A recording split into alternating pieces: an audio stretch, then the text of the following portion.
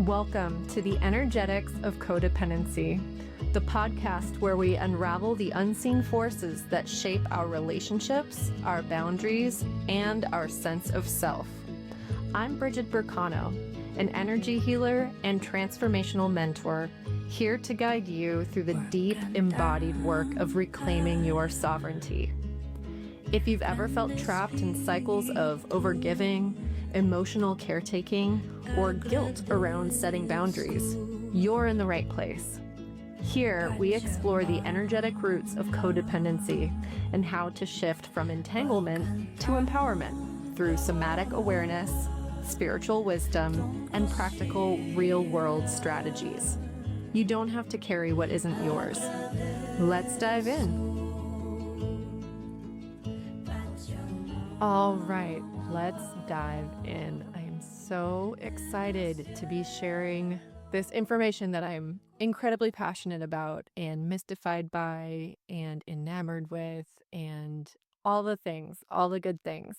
So I coach women on the 5 petals framework, the 5 petals of the well woman's rose. These petals are all necessary to make a well-rounded, healthy, vibrant woman. So these petals are mental, spiritual, emotional, physical, and relational. In this little series, I'm going to go through each petal one by one and chat about them a little bit. Then we're going to elaborate and bring guests on later. So that's what's going on. My energy healing education and training is really centered around the chakra system. I'm just going to read a little bit about that. And this is from a book called Eastern Body, Western Mind by Anodea Judith, PhD. It's Psychology and the Chakra System as a Path to the Self. Incredible book. Basically a textbook for energy healers. It's amazing. There's a lot of great pictures and charts and stories, case studies. It's a really amazing book. So this section is Wheels That Heal, and I'm just introducing what the chakras are. For those who don't know, this is a great explanation. The chakra system is a 7-leveled philosophical model of the universe. Chakras have come to the West through the tradition and practice of yoga. Yoga, which means yoke, is a discipline designed to yoke together the individual with the divine, using mental and physical practices that join our mundane and spiritual lives. This goal is achieved by passing through steps of ever-expanding states of consciousness. The chakras represent these steps. The chakra system originated in India more than 4,000 years ago. Chakras are not physical entities in and of themselves. Like feelings or ideas, they cannot be held like a physical object. Yet they have a strong effect upon the body as they express the embodiment of spiritual energy on the physical plane. Chakra patterns are programmed deep in the core of the mind-body interface and have a strong relationship with our physical functioning. Just as the emotions can and do affect our breathing, heart rate, and metabolism, the activities in the various chakras influence our glandular processes, body shape, chronic physical ailments, thoughts, and behavior. By using techniques such as yoga, breathing, bioenergetics, physical exercises, meditation, and visualization, we can in turn influence our chakras, our health, and our lives. This is one of the essential values of this system, that it maps into both the body and the mind and can be accessed through either. Awesome book. Amazing book. It's a great one to just leaf through and use as a reference. There's lots of pictures and charts and stories. Fabulous book. I have it listed on my website. I cannot recommend it enough. Eastern Body, Western Mind. So there's your intro to what the chakras are and how great it is that the more physical West can connect with the more spiritual East and learn from each other and create a harmony. This is really cool stuff. So today I want to talk about the lower 3 chakras because I want to talk about the physical petal of the well woman's rose. I'm going to focus more on the themes of survival, sensuality, and action. If you ever heard somebody talk about grounding, being grounded, oh, you're so ungrounded. This refers to the ability to be inside your body and your connection to the physical world. Ungroundedness and codependency go hand in hand. And once again, codependency, one of the symptoms of this is wanting other people to change so that I can be okay, and being dependent on other people's state of being for my own wellness. That is codependency. When I'm grounded in myself, however, I see that I really have a lot of my own resources. I have a right to be here and I have a right to take up space. My needs are valid. My space is valid. My body deserves to be taken care of. These are the affirmations of a grounded person. Just, I have a right to be here. What's really funny is this way of being, just as fear is contagious, calm is also contagious. I have a funny anecdote about that. Years ago, when I was in an energy class, I think, what was it called? It was about holding a healing presence. That's what the class was about. And in this exercise, I was sent out of the room and I was told to think of something that I was just really angry about, really upset about. And my job was to come back into the room and complain to this person about it and get them to see my side. Yeah, that's easy for me to tap into. So I came back and I went on, and this other person was instructed to imagine they were leaning back on a mountain and that they were just sinking into the earth. They were part of the mountain. They connected with the earth and they felt so okay in themselves that when I was trying to tell them what was so wrong about the world, I couldn't even think of it. Like I had this whole thing that I was going to go on to say, and I was looking at her and talking to her. I'm like, I don't even remember what I was going on about. That's the effect that a very grounded person can have. And it's not that she like stole my thoughts from me. It's that like it just didn't matter. It wasn't present in the room. The reality of the moment in the physical space was like we were okay. I was surrounded by really cool people and everything was fine. So that's what being grounded can get for you.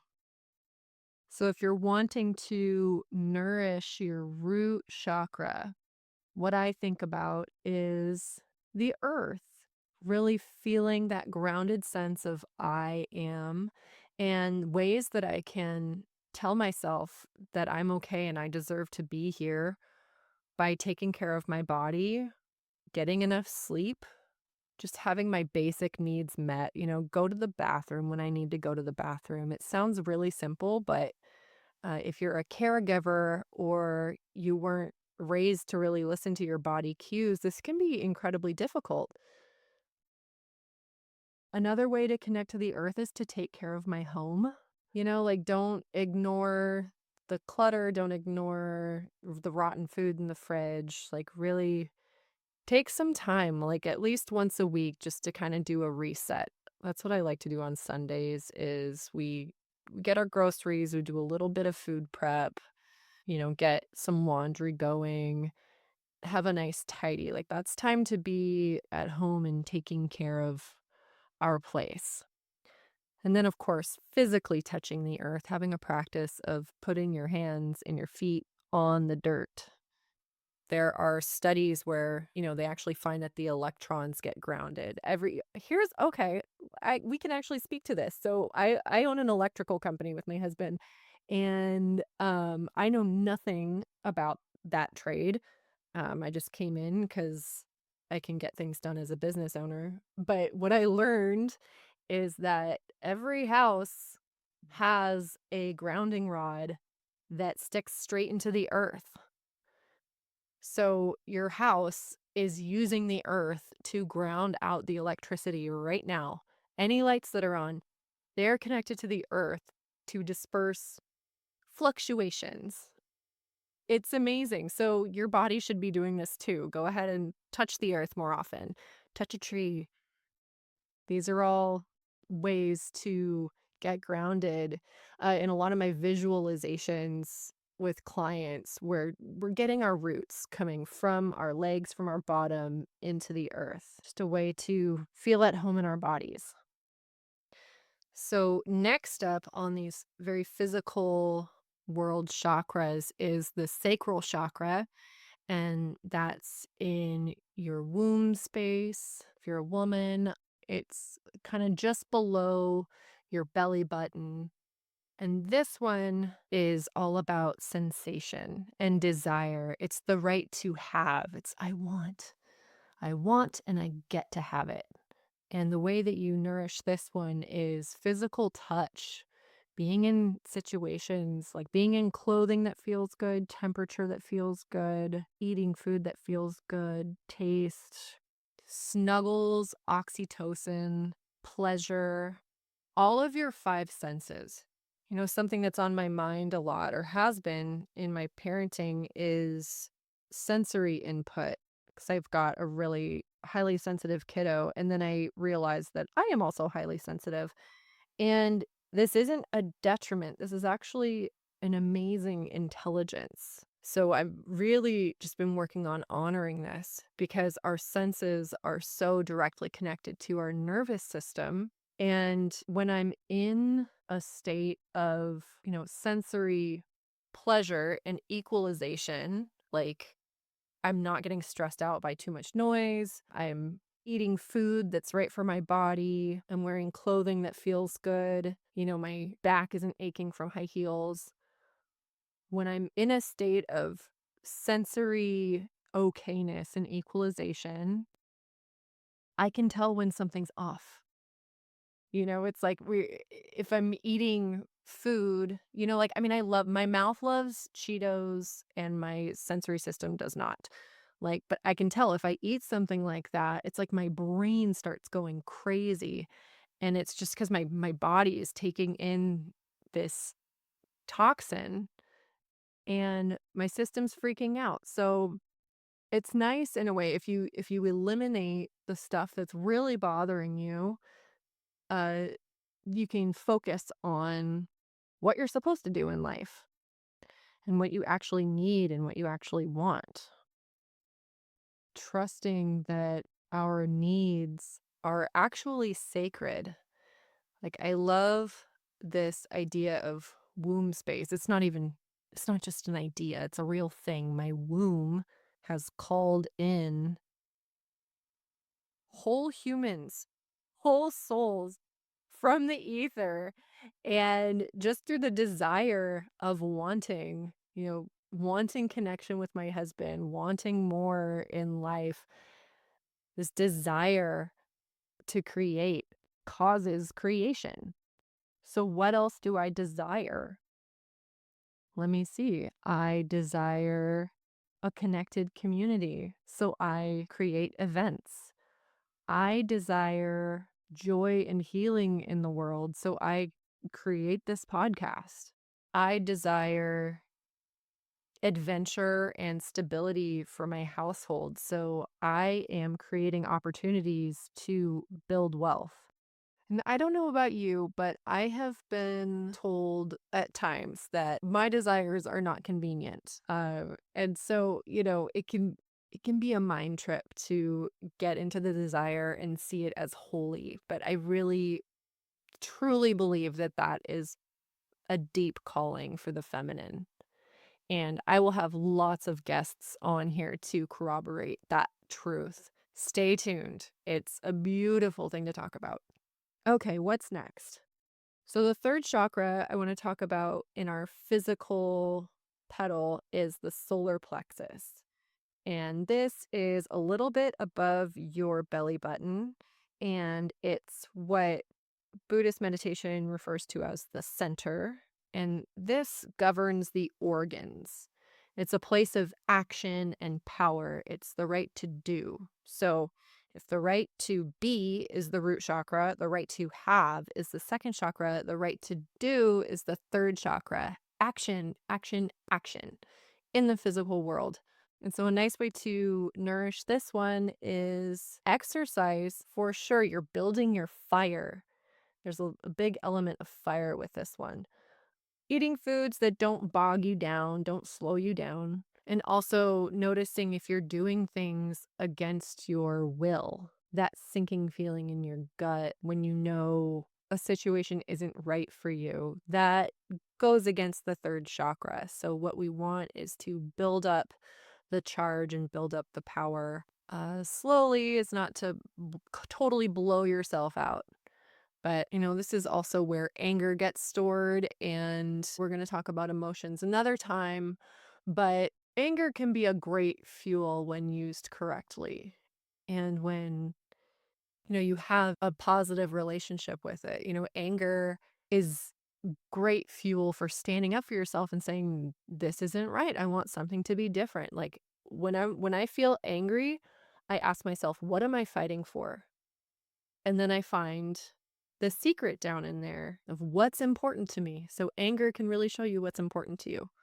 So bringing this all back to codependency, I find that when we really get present with our bodies, with the present moment, with the physical reality of a situation, when we're nurturing our own pleasure, our own desire, and we are, in our own power in a really balanced way, we're not so worried about what the other person is doing.